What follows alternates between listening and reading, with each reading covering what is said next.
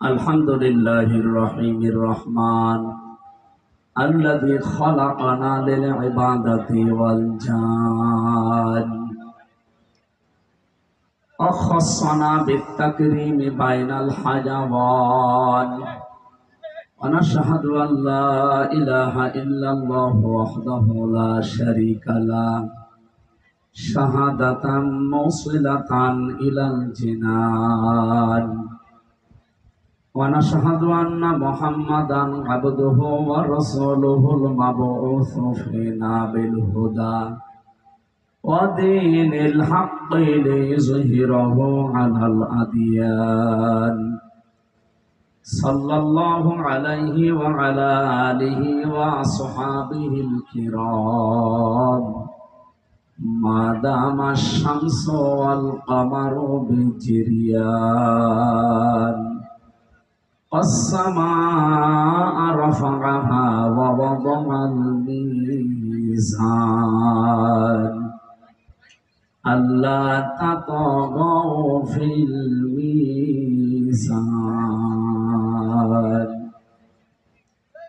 فقد قال الله تعالى في كلامه المجيد وبرهانه التوحيد জবান খুলে পড়েন আউযু বিল্লাহি মিনাশ শাইতানির রাজিম বিসমিল্লাহির রহমানির রহিম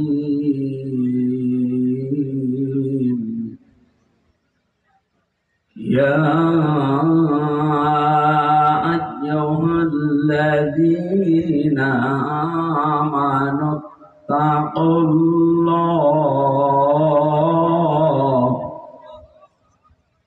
اتقوا الله ولتنظر نفس ما قدمت لغد واتقوا الله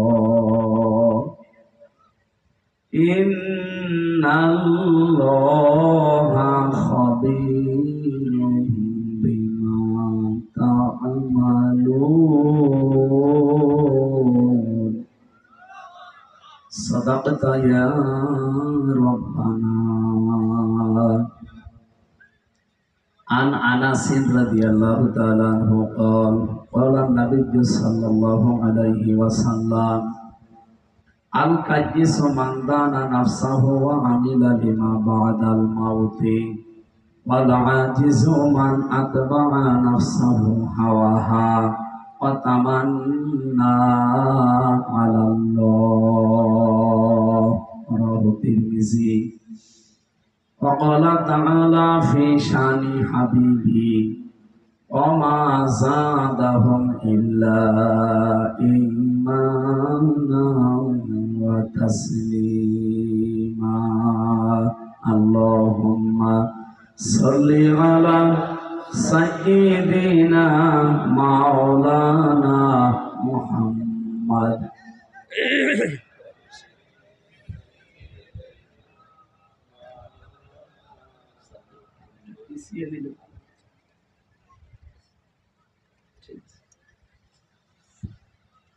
بلغ العلا بكماله كشف الدجى بجماله حسنت جميع خصاله صلوا عليه وآله الحمد لله বরিশাল সদর উপজেলা উন্নয়ন পরিষদের উদ্যোগে শহীদ জিয়াউর রহমান, এদিকে তাকান, কোন দিকে তাকিয়ে আছে?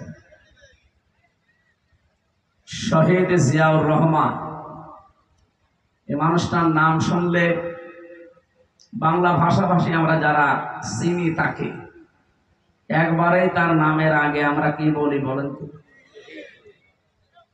তাকে মেরে ফেলা হয়েছিল, তাকে আমরা শহীদ বলি। মেরে তো ফেলা হয়েছে আরো অনেককে, শেখ মুজিবুর রহমানকেও তো মেরে ফেলাই হয়েছিল। আজ পর্যন্ত কেউ শুনেছেন শহীদ বঙ্গবন্ধু শেখ মুজিবুর রহমান কেউ বলে? বলে না কেন?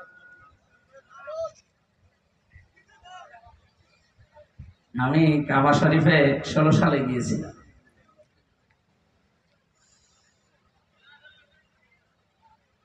আরাফাতের ময়দানে যিনি খুতবা দিচ্ছিলেন মসজিদে নামিরা, কাবার ইমাম, উনি এই নামটা উচ্চারণ করলেন, শহীদ জিয়াউর রহমান।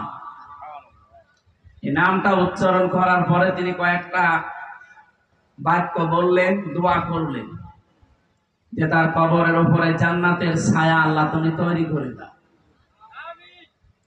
কারণ তিনি ওই দেশে আরাফাতের ময়দানে হাজার হাজার নিম গাছ লাগিয়েছিলেন, এটা জিয়া গাছ বলা হয়।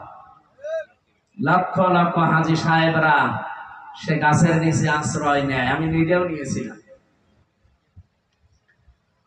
ওই যে 42 ডিগ্রি 45 ডিগ্রি সেলসিয়াস চলছে, সেখানে একটু ছায়া পেলে কি প্রশান্তি মনের ভেতরে আসে, কি আনন্দ লাগে, শান্তি লাগে, এটা না গেলে আপনি বুঝবেন না। আমাদের দেশে তো আর ওরকম গরম নেই।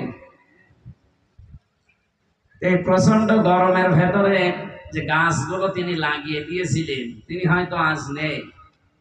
এই গাছের কারণে কাবার ইমাম তার জন্য দোয়া করলেন। লক্ষ লক্ষ হাজী সাহেবরা ওই দিন আমিন আমিন সবাই এক বাক্যে, আল্লাহ যদি কবুল করে তাকে মাফ করে দেয়, আমাদের তো বিশাল ক্ষতি হয়ে যাবে। আমরা দোয়া করছি শহীদ জিয়াউর রহমান তার নামে, যেহেতু 1 ডিগ্রি কলেজটা, আল্লাহ রাব্বুল আলামিন তার গোলামকে যেন মাফ করে দেয়। আরো জোরে বলেন আমিন। সাহেবের হাট, বরিশাল সদর, বরিশাল, মহাবিশ্বের মহাবিশ্বর, আমাদের মালিক, আমাদের মনিব, মহান রব্বুল ইজ্জাত আল জালালের মুখের পবিত্র বাণী কোরআনে কারীম তাফসীর ও কোরআন মাহফিলের স্বনামধন্য সভাপতি, বিশিষ্ট আলেমে দ্বীন, হাজারো আলেমের উস্তাদ মাওলানা আবু হানিফ আতালাল্লাহু উমরাহু ওয়া বারাকাল্লাহু ফি হায়াতি, আমিন।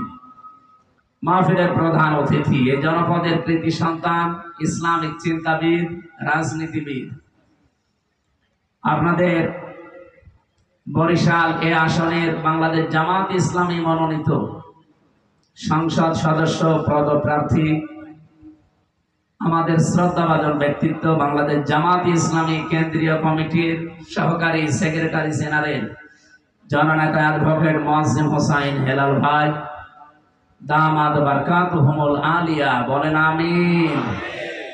বিশেষ অতিথি জনাব মাওলানা Zahir Uddin Mohammad Babar, vice chairman Barishal of Al Faruk society. এখানে বিশেষ অতিথি হিসাবে উপস্থিত থাকার কথা ছিল, ব্যস্ততার কারণে আসতে পারেন নাই, মুফতি সৈয়দ ইসহাক মোহাম্মদ আবুল খায়ের। আল্লাহ রাব্বুল আলামিন, দোয়া করছি তার পিতার জন্যে, তার বাবার জন্যে, তার ভাইয়ের জন্যে। রব্বুল আলামিন ওই সমস্ত গোলামদেরকে কবরে জান্নাতুল ফেরদাউস নসিব করে, বিশেষ করে মাওলানা সৈয়দ ইসহাক রহমতুল্লাহ আলাইহি, মাওলানা সৈয়দ ফজলুল করিম রহমতুল্লাহ আলাইহি। আল্লাহ রাব্বুল আলামিন তাদের গোলামদেরকে যেন জান্নাতের সুউচ্চ মাকাম দান করে। যারা কথা বললেন মাওলানা ইয়াসির আরাফাত জিহাদি কুষ্টিয়া, মাওলানা আল কাউসার হামিদি, অনেকগুলো মানুষের নাম আপনারা দিয়েছেন। আমরা যেহেতু সময় অনেক বেশি হয়ে গেছে, আমি তো এবছরে মনে করছিলাম যদি তাফসীর মাহফিলে যাই, কোনো জায়গায় ওয়াজ মাহফিলে, তো অন্তত আল্লামা দেলাওয়ার হোসাইন সাইদি রহমতুল্লাহ আলাইহি শহীদ, তার যে নিয়মটা ছিল, এসার পরে তিনি উঠতেন রাত 9:30 10টায়, মাহফিল শেষ হয়ে যেত। আমরা ঘোষণাও দিয়েছিলাম যে যেখানে নিয়ে যাবেন এই নিয়মে, যেহেতু তাফসীরুল কোরআন মাহফিল, এই শব্দটা লেখা দেখলে আল্লামা সাইদের কথা মনে হয়, তাকে আমরা জনক মনে করি। এই শব্দটা, এই কথা বলে না কেন? তাফসীরুল কোরআন মাহফিল, এটার সাথে পরিচিত আমার মনে হচ্ছে উনি করিয়েছে এই জনপদকে। বাংলা ভাষাভাষী আমরা যারা আছি সবার কাছে তিনি যেহেতু পরিচিত, তার ওই নিয়মটাও ফলো করা দরকার। গতকালকে আমি মেহেরপুরে ছিলাম, আলহাজ শামীম সাইদি হাফিজাহুল্লাহ আমার সাথে ছিলেন। আমি বলছিলাম যে আপনার বাবা এই নিয়ম করেছিল, আমরাও এটা মানতে চাই, কিন্তু মানুষ যে মানতে চায় না, যেখানে নিয়ে যায়। কালকে অন্তত রাত 10:30টায় তুলে দিয়েছে, আপনাদের এখন 10টা 15 বাজে। এভাবে ঠিক না। আগামীতে কোনো জায়গায় নিয়ে আসলে আমি হাতে পায়ে ধরে বলছি 9:30টার ভেতরে, অন্তত 9টার ভেতরে তুলে দেবেন। আমরা 10টা 15 20-এ মাহফিল শেষ করে দেব। যদি না পারেন আমারে দাওয়াত দিয়েন না, অন্য যারা আলেম আছে তাদেরকে নিয়ে আসবেন, কারণ আমার তো বেশি থাকা লাগবে। 3টা বছর জালেমরা এমন কোনো কষ্ট নেই যা আমার 3.5 হাত বডিতে দেয়নি। আমার এই যে আয়না ঘরের নাম শুনি আমি নিজেও 10 দিন ছিলাম, এই মিনিটায় ছিলাম, ছোটটায়, বড়টায় আমারে নেয়নি। এই 10 দিন রিমান্ডে আমার মনে হয় জীবন থেকে 10 বছর চলে গেছে। মাথার চুল থেকে পায়ের তালু পর্যন্ত 1 ইঞ্চি জায়গা বাকি নেই। এই জালেমরা যেখানে টর্চার করে, এই জন্য এই চেয়ারে আমি বসতে পারি না। এই কাঠের চেয়ারে বসলে 10-15 মিনিট পরে আমার পেছনে ব্যথা হয়ে যায়। এই জন্য বলেছিলাম যে একটু ওই নরম জায়গা দেবেন, দিয়েছে, আলহামদুলিল্লাহ ভালো। তা আমার আশা আপনারা রাখবেন ইনশাআল্লাহ। এটা রেকর্ড হচ্ছে তো, সারা বাংলাদেশে যাচ্ছে। আগামীকাল আছে পিরোজপুরের মঠবাড়িয়া, তারপরের দিন আছে খুলনা সিদ্দিকিয়া দারুল কোরআন কামিল মাদ্রাসা ময়দানে। আমরা চাই যেখানে আপনারা নিয়ে যাবেন কোরআনের কথা বলার জন্য, 9টার ভেতরে সর্বোচ্চ তুলে দেবেন ইনশাআল্লাহ। মাহফিলে আরো যাদের নাম দেখলাম, বিশেষ করে মাহফিলের সার্বিক তত্ত্বাবধানে যারা আছে, নাম না বললে অকৃতজ্ঞ হয়ে যাবে। প্রফেসর মাহমুদ হোসাইন দোলাল, মাওলানা শফিউল্লাহ তালুকদার, সৈয়দ মোহাম্মদ মোহাব্বতুল্লাহ মাহের, মাওলানা ইসমাইল হোসেন নিসারি ভাই সহ এ মাহফিলের বরেণ্য সদস্যবৃন্দ। মঞ্চে বসা অনেককে আমি চিনি না। আমার একজন বন্ধু আছে বিশ্ববিদ্যালয়ের, মাওলানা মাসুদুর রহমান হাফিজাহুল্লাহ। সামনে বসা মুসলমান ভাইরা, পর্দার আড়ালের সম্মানিতা মা এবং বোনেরা, প্রশাসনের ভাইরা, যেহেতু পাশে মনে থানা নাকি বন্দর থানা, অন্যান্য ধর্মের যারা আছেন তাদেরকে ওয়েলকাম জানাচ্ছি। কারণ কোরআন শরীফ এটা শুধু মুসলমানদের জন্য না, হাদা বায়ানুল লিন্নাস হুদাল লিন্নাস, মানুষ পদবাচ্যে যারা বিবেচিত সবার জন্য আল্লাহর এই কোরআন। এমনকি সূরা তাওবা এসেছে, ওয়াইন আহাদুম মিনাল মুশরিকিনা ইস্তাজারাকা ফাজিরহু হাত্তা ইয়াসমাআ কালামাল্লাহ সুম্মা আবলিগহু মা'মানা। হে নবী, মুশরিকরাও যদি কোরআন শুনতে আসে তাদেরকে শোনার ব্যবস্থা করে দেবেন, শোনা হয়ে গেলে নিরাপদে বাড়িতে পৌঁছিয়ে দেবেন। এখানে অন্য ধর্মের যদি বরিশালে কেউ থাকেন, আপনারা যদি কোরআনের অনুষ্ঠানে আসেন, আপনাদেরকেও স্বাগত, শুভেচ্ছা, ওয়েলকাম জানাচ্ছি আল্লাহর কোরআনের পক্ষ থেকে। আমার যতটুকু ধারণা, কোরআন পড়া হাদিস পড়ার পরে জন্মিয়েছে, আমি দেখেছি কোন মানুষ যদি বিবেকটা একটু কাজে লাগিয়ে কোরআন অন্তত পুরাটা একবার তার মাতৃভাষায়ও পড়ে, এ পৃথিবীতে 4,500 ধর্মের মানুষ আমরা আছি, কোন ধর্মে মানুষ এখন আর থাকার কথা না, সব দৌড়িয়ে ইসলামে আসার কথা। সেদিন যশোর এক অধ্যাপক কলেজের বিসিএস ক্যাডার, ওনারে বলেছিলাম যে স্যার, আপনার মুসলমান হওয়া লাগবে না, আপনি শুধু আমাদের ধর্মীয় গ্রন্থ কোরআন শরীফ একটু বুঝে পড়বেন, বাংলায় পড়েন, ইংরেজিতে পড়েন, পুরাটা একবার বুঝে বুঝে পড়বেন। 3 মাস পরে দেখি আল্লাহর বান্দা মুসলমান হয়ে গেছে। কারণ কোরআন হেদায়েত দিতে পারে, সেই ক্ষমতা আল্লাহ কোরআনকে দিয়েছে, নাকি দেয়নি? যালিকাল কিতাবু লা রাইবা ফিহি, এই যে কিতাবের আগে আলিফ লাম আছে, তাফসীরে মুফাসসির বাইজাবিতে লিখেছেন, এই পৃথিবীতে একটাই মাত্র কিতাব আল্লাহ পাঠিয়েছেন যে কিতাব মানুষকে হেদায়েত দেওয়ার ক্ষমতা রাখে। এই জন্য আলিফ লাম নাকি এখানে দেওয়া হয়েছে।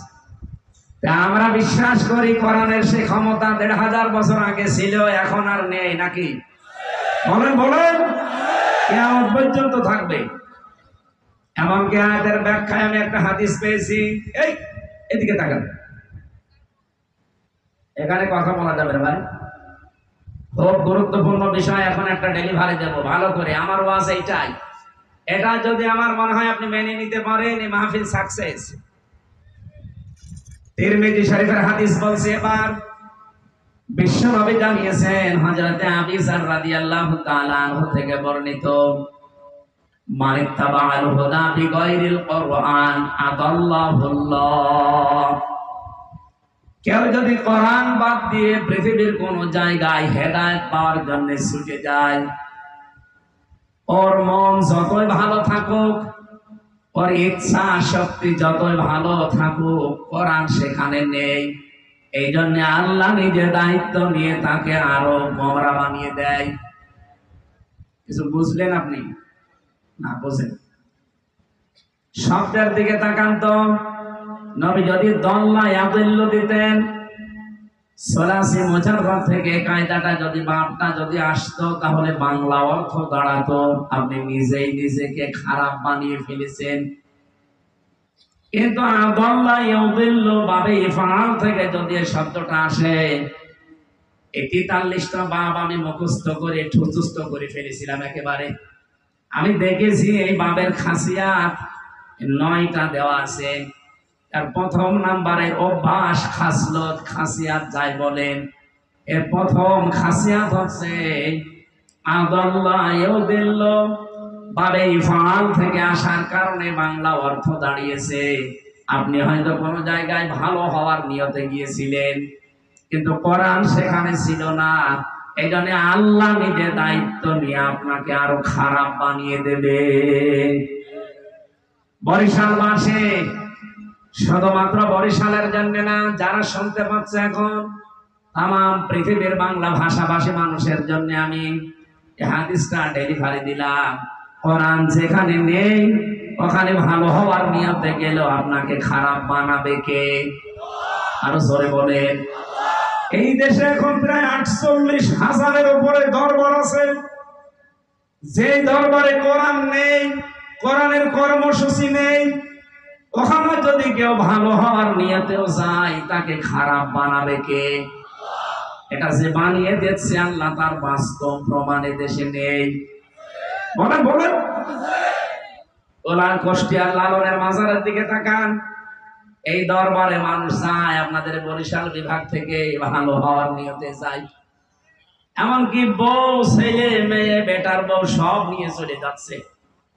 ওর নিয়ত কিন্তু ভালো হওয়া, কিন্তু লালনের এই মাজারে যেহেতু কোরআন নেই, কোরআনের কর্মসূচি নেই, এই জন্য ভালো হওয়ার নিয়তে গেলেও ওখানে খারাপ বানিয়ে দিচ্ছে কে?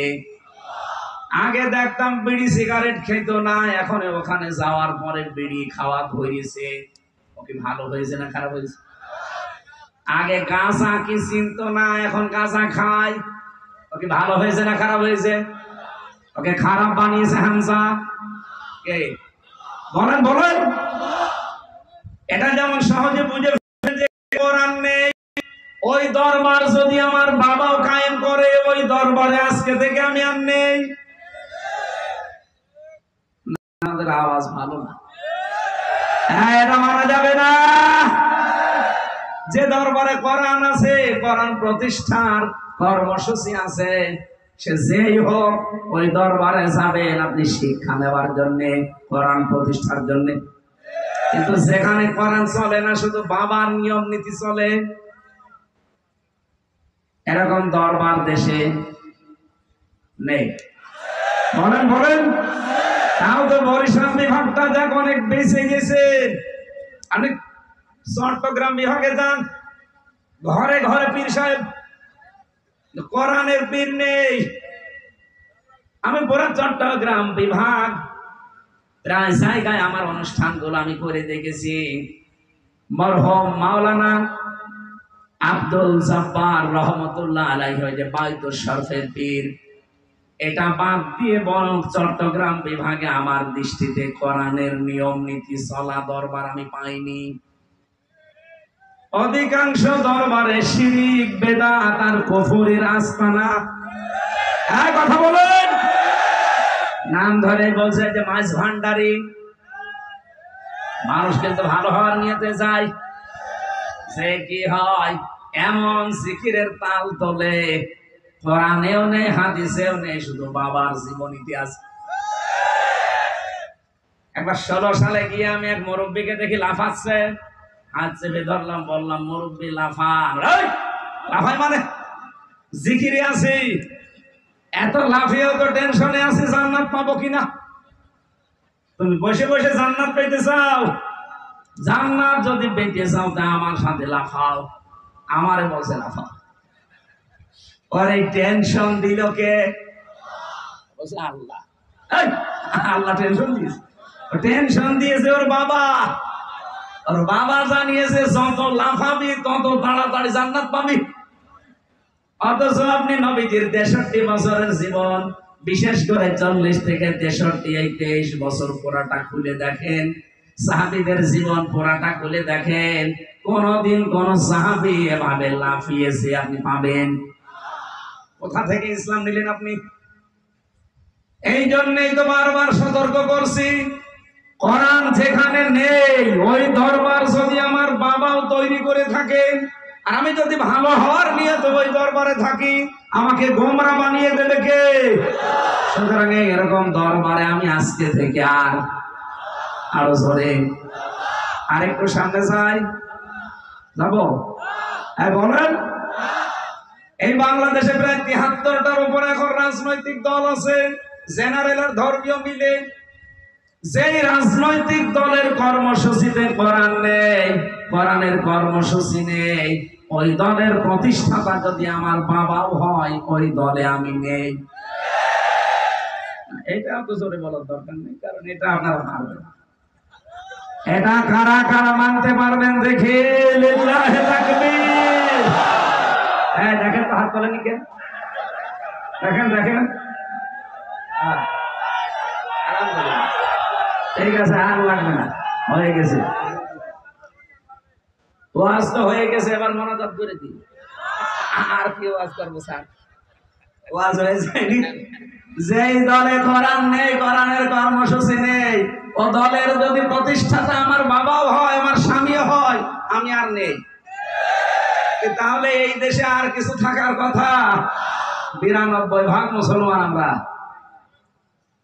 আমার আশা আপনারা এই হাদিস মানবেন। আমি শুধু অ্যাডভার্টাইজ করলাম, ভাই আমার কোনো দোষ নেই। দোষ কার? আল্লাহর দোষ নাই, নবীজির দোষ। এখন আপনার বিবেকে কি বলে আপনি দেখেন। কোরআন যেখানে নেই, যদি ভালো হওয়ার নিয়ত থাকেন না, খারাপ বানাবে কে? যেন আমরা চাই আপনি যেন খারাপ হয়ে না যান। কি কথা বলেন না কেন? যেহেতু কোরআনে কারীম সবার জন্য হেদায়েতের বাণী নিয়ে এসেছে, হাদা বায়ানুল লিন্নাস। এই যে লাম শব্দটা এখানে আছে, এই বক্তব্য, এই বর্ণনা লিন্নাস, মানুষের জন্য। কোন মানুষ? আমি আরবি গ্রামারে পড়েছিলাম, লাম ব্যবহার করা হয়, এটা হেদায়েতের নাহুতে পাবেন আপনি 13টা অর্থে লাম ব্যবহার করা হয়। বালাগাত মানতিক যারা পড়ে, অনেক মাদ্রাসার শিক্ষক এখানে বসে আছেন, আপনি দেখবেন এখানে প্রায় 19টা অর্থে ব্যবহার করা হয় লাম। তার একটা অর্থ এসেছে, লাম ব্যবহার হবে জীবিত মানুষদের জন্য। আল্লাহ পাক এখানে জানাতে চেয়েছেন, কোরআনের বক্তব্য, বিবৃতি, বায়ান এগুলো মরা মানুষের জন্য না, এগুলো জীবিত মানুষদের জন্য। দুঃখজনক হলো সত্য, বিশেষ করে 15.5 বছরে জীবিত মানুষদেরকে কোরআন শোনানো বড় কঠিন হয়ে গিয়েছিল। নাকি বরিশালে হয়নি? হয়েছে। মানে কি, বরিশাল পার হয়ে সে ভোলা, কোথায় সে চরফ্যাশন, মনপুরা, কুষ্টিয়া থেকে আমি পৌঁছিয়ে গেছি জীবিত মানুষদেরকে কোরআন শোনাবো, কিন্তু আল্লাহর ওলিরা আমারে তাড়িয়ে দিয়েছে, না হবে না, বাধা দিয়ে সব বন্ধ করে আবার এই প্রায় 300 কিলোমিটার আমি আবার চলে গেলাম কুষ্টিয়া। বলেন তো, যারা বাধা দিল ওদের বাবা মারা গেলে আমার এদিকে বলবে, হুজুর কোরআন পড়ে দিন। আপনার বাবা তো মরে গেছে, এখন পড়ে করবো কি? যতদিন জীবিত ছিল ততদিন পড়লে কাজ হতো। এক কথা বলেন না কেন? কোরআন শরীফ জীবিত মানুষদের জন্য না মরা মানুষের জন্য? যেহেতু আগস্টের 5 তারিখের পরে একটা পরিবেশ আল্লাহ তৈরি করে দিয়েছে, আগামীতে কিয়ামত পর্যন্ত জীবিত মানুষদেরকে কোরআন শোনাতে যদি কেউ বাধা দেয়, ডিস্টার্ব করে, মার্ক করে রাখবেন, পরে ওই জায়গায় মাটিতে দিয়ে দেবেন বিসমিল্লাহি ওয়া আলা মিল্লাতি রাসূলিল্লাহ। কয়েকদিন আগে সাথীরা একজন বাধা দিচ্ছিল, আমি তার পরের দিন ছিলাম, আমি বলেছিলাম যে এরকম বাধা সারা বাংলাদেশে দেবে। কিছু মানুষ উস্কানি দেয়, এই যে চাঁপাইনবাবগঞ্জের 2 মুফাসসিরে কোরআন আছে স্বামী স্ত্রী,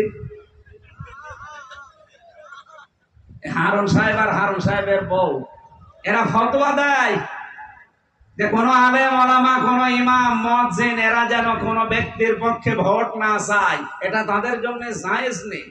জায়েজ না জায়েজ আপনার কাছ থেকে ফতোয়া নেওয়া লাগবে। আপনি কি মুফতি? আমার নামের আগে মুফতি লেখা আছে, আমি ফিকহ নিয়ে কামেল পাস করেছি। অন্তত আমি যদি ফতোয়া দিতাম তো মেনে নেওয়া যেত, কারণ এই সার্টিফিকেট সরকারি সার্টিফিকেট। আর আপনার কি সার্টিফিকেট আছে? কি দিয়ে ফতোয়া দিলেন যে আপনি ভোট চাইতে, রায় চাইতে মানা করলেন? মানে আপনি মানা করলেন আর দেশের আলেমরা শুনে বসে থাকবে না? আপনি কাকে মানা করেছেন জানি না, আমারে মানা করেন তো আসেন। 56,000 বর্গ মাইলের প্রতি ইঞ্চিতে যারা একামতে দিন প্রতিষ্ঠা করতে চায়, এদেশে আল্লাহর জমিনে আল্লাহর আইন প্রতিষ্ঠার জন্য যারা কাজ করে, আমি প্রত্যেকের জন্য ভোট চাবো, নাম ধরে যাবো। বাধা দিতে আসেন তো, দেখে আসেন। এবার আগস্টের 5 তারিখের আগে নেই যে মাইক কেড়ে নেবেন। এখন মাইক কেড়ে নিতে আসলে, বাধা দিতে আসলে আমারটা ছাতা পড়ে না, আমার সামনে শয়তান একটাও পড়ে না। আমার সামনে যদি সত্যি কোনো জায়গায় পড়ে, আমি বলেছি জায়গায় মাটি দিয়ে দেব, বিসমিল্লাহি ওয়া আলা মিল্লাতি রাসূলিল্লাহ বাদ দিই। কারণ ও তো আল্লাহর নামে রাসূলুল্লাহ দলে তুলে দিলে হবে না, অন্য দলে দেওয়া লাগবে। কথা বলেন না কেন? আমার সামনে যারা এরকম শয়তান না পড়ে, পড়লে কিন্তু টাইট হয়ে যাবে। আমার কপালে যা আছে হবে, কারণ 3 বছর তো জীবন থেকে নষ্ট করেই দিয়েছে।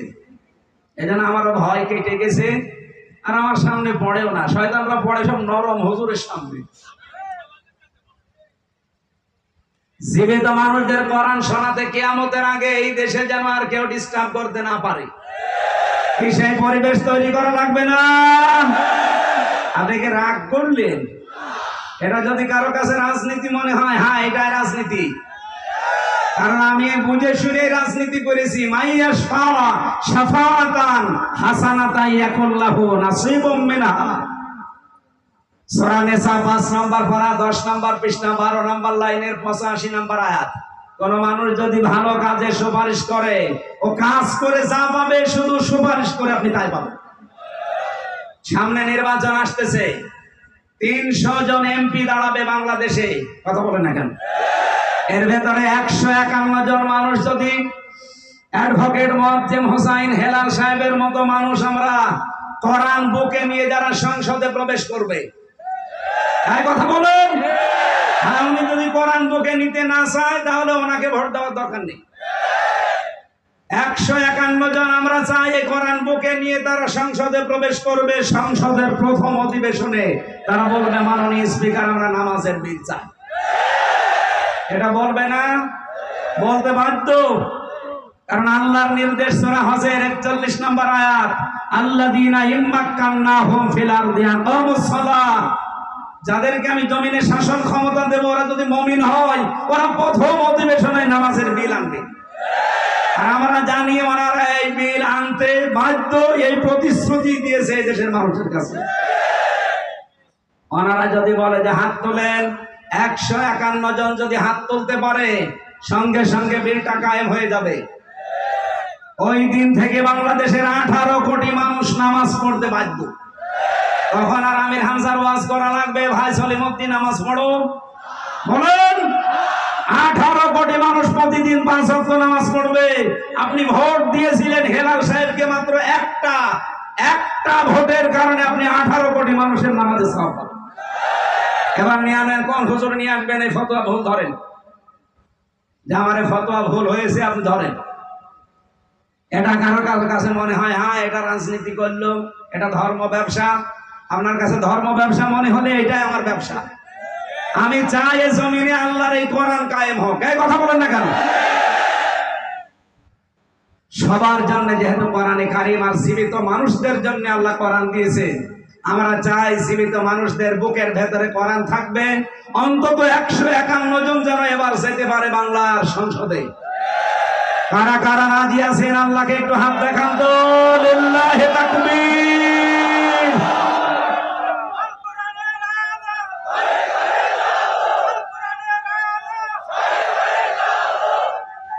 আলহামদুলিল্লাহ। ভাই, কিছু মানুষের যদি মন খারাপ হয়, তো মোনাজাতের পরে আমার সাথে একা একা বসে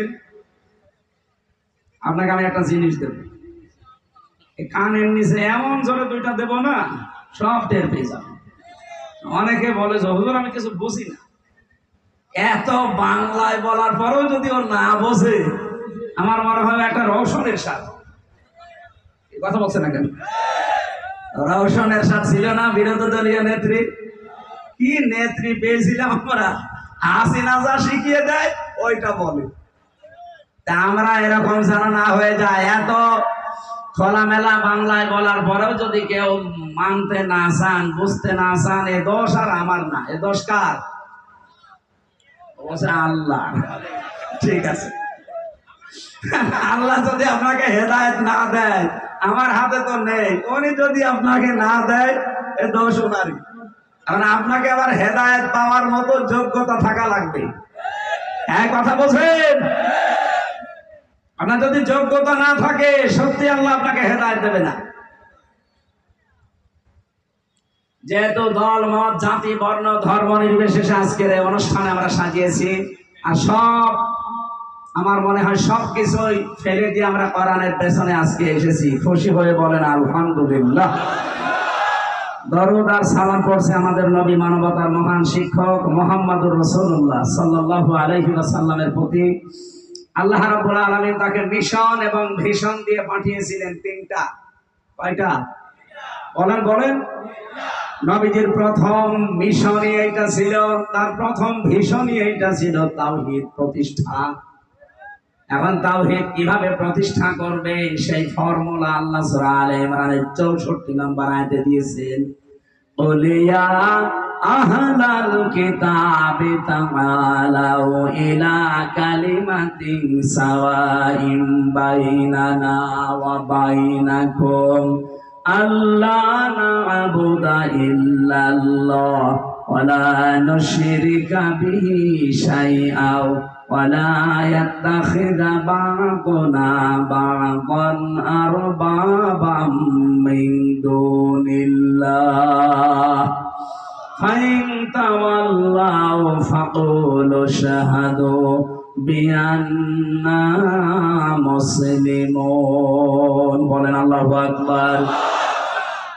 কিভাবে তাওহীদ প্রতিষ্ঠা করবেন সেই ফর্মুলা আল্লাহ দিয়েছেন এখানে তিনটা। হে নবী, আপনি আহলে কিতাব যারা কিতাবের অনুসারী দাবি করে তাদেরকে ডাক দেন। পৃথিবীতে আজ ইহুদি যারা বলে আমরা মুসা নবীর অনুসারী, আমি বাইরের দেশে যখন ঘুরতে যাই, আমার অনুষ্ঠানগুলোতে বিশ্বের বিভিন্ন দেশে আমাকে নিয়ে গেছে।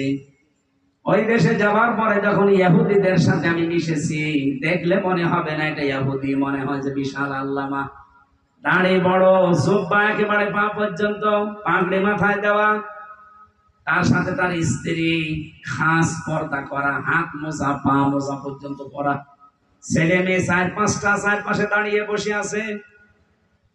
নাম জিজ্ঞাসা করলে নাম বলে বোঝা যায় না। যেই বলি আপনার নবীর নাম কি, বলে জোসেফ। জোসেফ মানে মুসা আলাইহিস সালাম। হযরতে মুসা নবীকে তারা জোসেফ বলে ডাকে।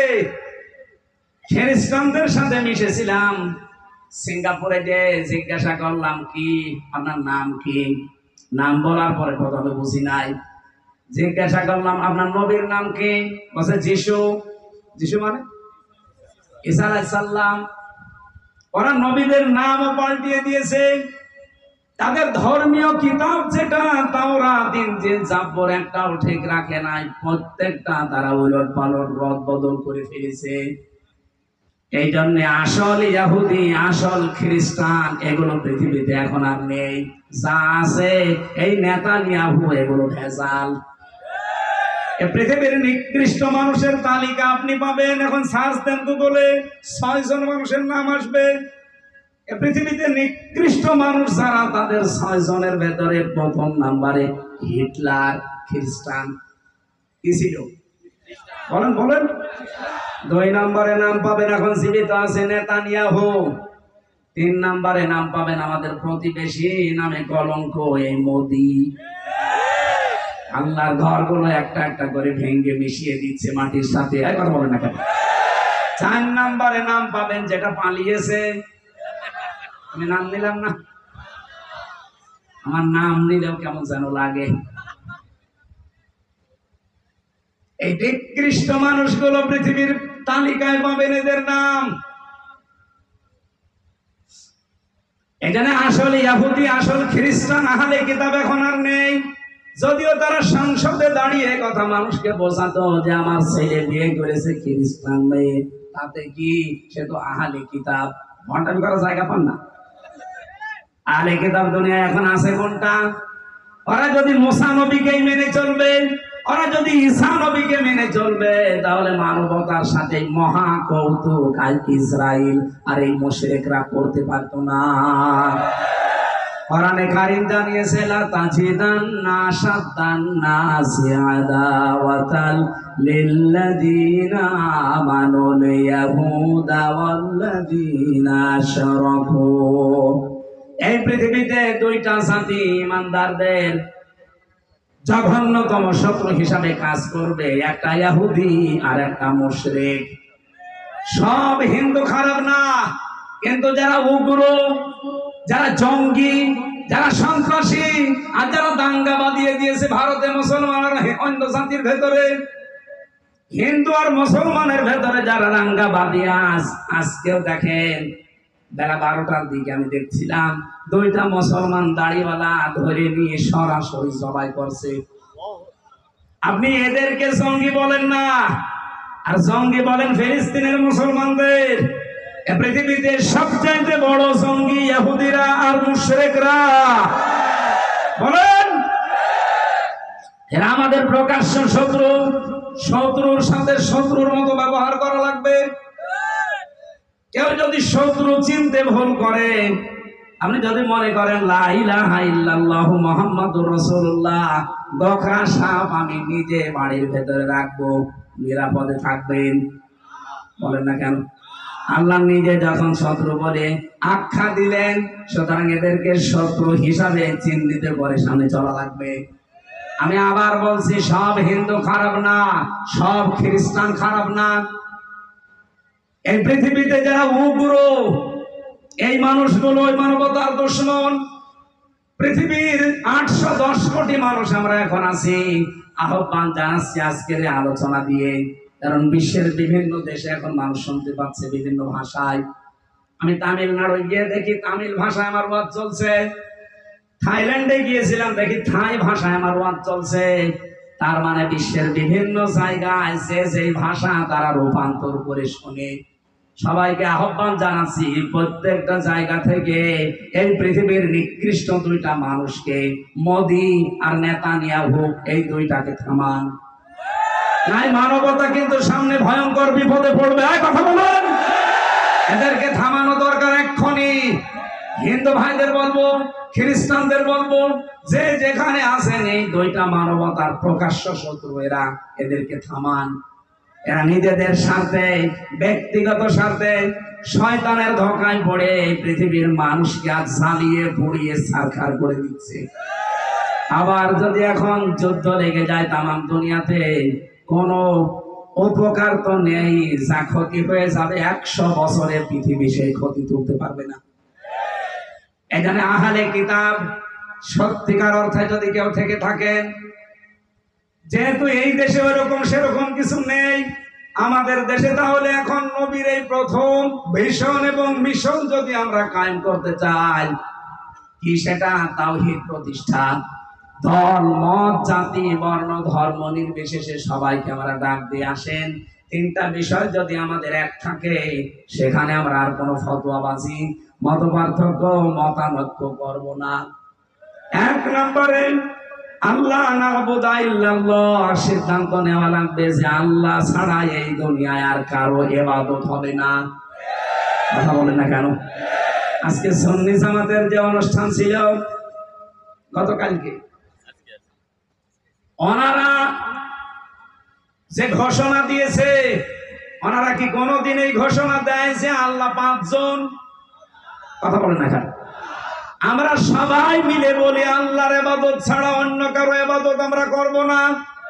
আমিরে জামাত ডক্টর শফিকুর রহমান হাফিজাহুল্লাহ ময়মনসিংহ গতকালকে আপনারা দেখেছেন স্টেজে কতগুলো বিভিন্ন রাজনৈতিক দলের আলেমদের হাত সব আকাশের দিকে তুলেছে, বলছে আমরা আল্লাহ এক, কোরআন এক, রাসূল এক, যাওয়া লাগবে এক কবরে, আমাদের আর কোনো মত পার্থক্য নেই, আমরা সব এক।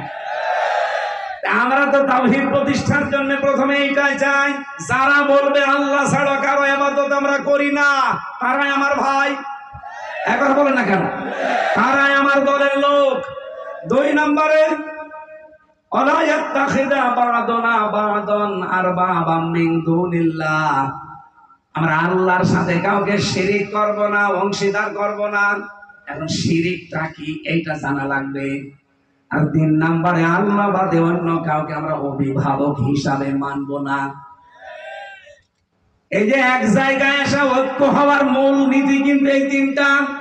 এই বাংলাদেশে যারা এই 3টার সাথে একমত, আমরা তাদের সাথে আছি না নেই? 2 নম্বর কি বললাম? ওয়ালা নুশরিকা বিহি শাইআ। হে নবী, আপনি তাদেরকে বলে দেন যে আমরা আজকে থেকে আল্লাহর সাথে কাউকে শিরিক, আরো জোরে বলেন, শিরিক কি এটা আপনাকে আগে ক্লিয়ার হওয়া লাগবে। শিরিক বিল জাত, শিরিক বিল সিফাত, শিরিক বিল ইখতিয়ারা, শিরিক বিল হুকুক। আমি 120 প্রকার পর্যন্ত তাফসীরের কিতাবে পেয়েছিলাম। আপনি এই তথ্যটা পাবেন তাফসীরে ফি জিলালিল কোরআন, সাইয়্যিদ কুতুব রাহমাতুল্লাহ আলাইহি নুশরিকা বিহি শাইআর ব্যাখ্যায় তিনি দিয়েছেন 120 প্রকার। এখন একটা একটা করে যদি শিরিকি বলতে যাই, আয়াতে আমার শেষ হবে না। আমি একেবারে সামারাইজ করে এক বাক্যে জবাব দিচ্ছি। এদিকে তাকান, এদিকে তাকান। শিরিক কত প্রকার, কি কি, এটা আমার উদ্দেশ্য না বলা। এক কথায় আপনাকে আমি শিরিক বোঝাবো, লাইন আশরাকতা লা ইয়াহবাতান্না আমালুকা। কত বড় কঠিন কথা। লাইন আশরাকতা লা ইয়াহবাতান্না আমালুকা। আল্লাহ পাক বলেন, হে নবী, আপনি আর আপনার পূর্বে যারা গত হয়ে গেছে দুনিয়া থেকে, কেউ যদি শিরিক মিশ্রিত আমল নিয়ে আমি আল্লাহর কাছে হাজির হয়, আমি আল্লাহ বলছি ওর জীবনের ইবাদত তো কবুল হবেই না, ও ক্ষতিগ্রস্ত হয়ে যাবে। নবীকে যদি আল্লাহ বলতে পারে, আমরা তো 1 আর 2। কথা বলে দেখো, এই জন্য শিরিকটা ক্লিয়ার হওয়া লাগবে আজকের আলোচনায়। আমি এক কথায় জবাব দিতে চেয়েছি। এদিকে তাকান। আল্লাহ যেটা পারে ওইটা অন্য কেউ পারে, এই বিশ্বাস করার নাম শিরিক। বুঝেছেন কিনা বলেন? আল্লাহ যেটা পারে ওইটা অন্য কেউ পারে, এই বিশ্বাস করার নাম শিরিক। যারা করে তারা মুশরিক। মুশরিকের জন্য জান্নাত হারাম, জাহান্নাম ওয়াজিব। সূরা মায়েদার ভেতরে আয়াতগুলো আছে। 6 নম্বর পারা 19 নম্বর পৃষ্ঠার 12 নম্বর লাইনে আছে, ইন্নাহু মাইয়ুশরিক বিল্লাহি ফাকাদ হারামাল্লাহু আলাইহিল জান্নাহ ওয়া মাআওয়াহুন নার, ইলা আখিরি আয়াত।